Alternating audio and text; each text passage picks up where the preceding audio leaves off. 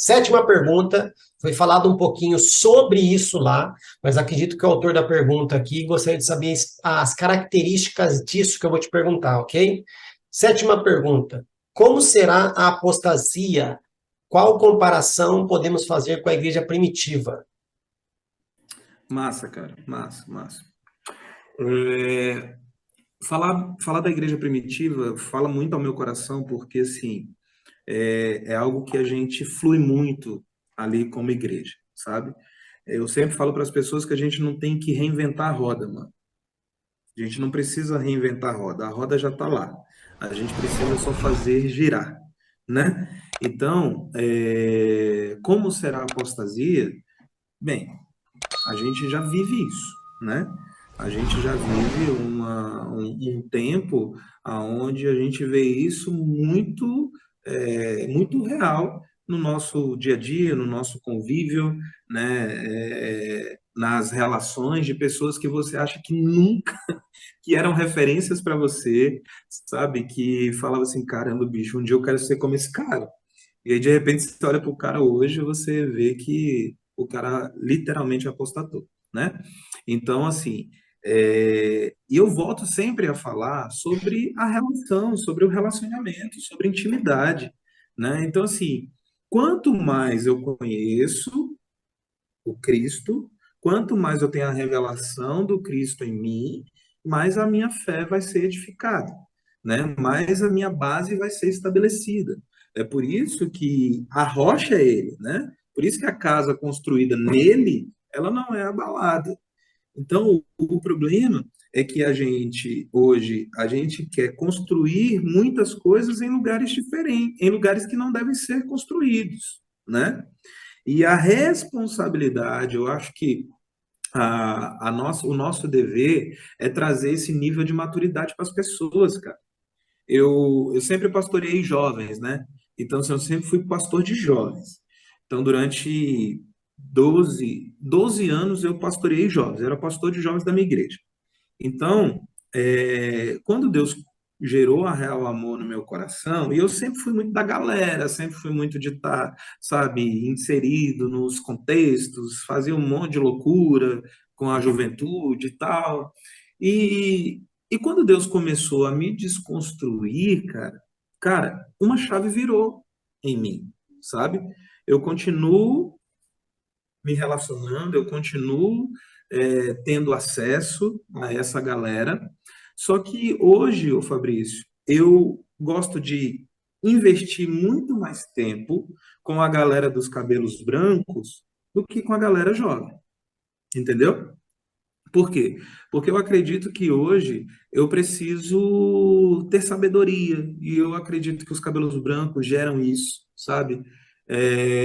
Eu preciso me aprofundar ainda mais, eu preciso aprender com a geração passada, tendo a maturidade de que algumas coisas eu não posso reproduzir, entendeu?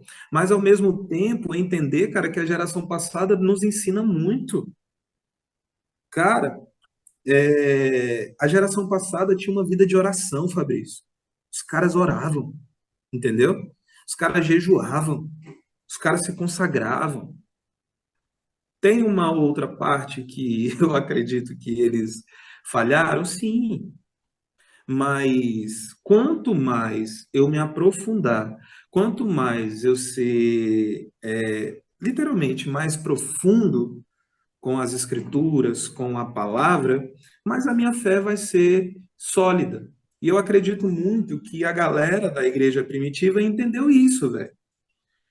Então você vai ver que eles tiveram muitos motivos para poder desistir de tudo, velho. Eles passaram por situações que se a gente, se vier sobre nós, sei lá, 1% do que aquela galera viveu, a gente nega, entendeu? Me desculpe, Mas não mas aguenta 1% da tribulação, porque tem só 1% da relação que eles tinham com o Espírito Santo lá. então, cara, aí você vai ver, cara, sabe, os caras sendo guiados literalmente, sabe? Paulo tá num lugar, o Espírito Santo fala, ó, vai para um lugar, o Espírito Santo fala, não vai para esse lugar, o cara não ia, entendeu? E aí você vai ver Pedro, né? Você vai ver Estevão, o primeiro mártir, velho, o cara ali, bicho, ele tá sendo apedrejado, mas os céus estão abertos, mano. Então, assim, ele entendeu que a vida era do Senhor, então, que se dane as pedras, velho. Eu tô vendo a glória, eu tô vendo o meu Senhor, então, assim, a minha vida é dele, então, o problema é das pedras, sabe? Então, assim, hoje a gente recebe pedra, mas a gente está vendo o céu aberto. A gente tem essa relação de intimidade, sabe? E algo que eu lembro que eu preguei sobre esse momento de Estevão, o Fabrício, e é interessante que a Bíblia fala que quando Estevão olha para os céus, ele vê Jesus em pé.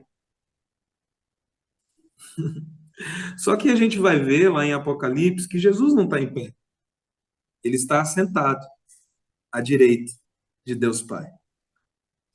E aí, algo veio ao meu coração como revelação, sabe? Que quando você está no propósito, mano, quando você tem intimidade, quando você está cumprindo com o que Deus quer que você faça, mano, é como se Jesus se levantasse e falasse como ele falou para Jó: tá vendo meu servo Jó, servo bom e fiel, sabe? Então, eu acredito que a gente precisa melhorar nisso, sabe? Porque a gente melhorando nisso, na relação, na intimidade, a gente não vai correr risco, porque não tem risco. Quem tem intimidade, cara, não corre risco. Essa apostasia não vai alcançar o teu coração, não vai chegar até você. Agora, se você não tiver a relação, se você não tiver a intimidade, mano, Já aí é. você vai ter as garras de outro, né? E deixa eu falar uma coisa rápida. Eu vou dar um spoiler, tá? A Bíblia é o livro dos spoilers. Ela já avisou sobre tudo isso, só que a galera não está interessada, é pego de surpresa porque quer, né? Paulo já falou como ia ser a apostasia está entrando na igreja e a gente está aceitando. Por quê? Porque a gente colocou para fora aquele cara que podia ser a nossa alfândega, que poderia ser o nosso discernimento espiritual, tá? Na igreja primitiva ele estava lá na porta barrando, aqui não entra, mas amém.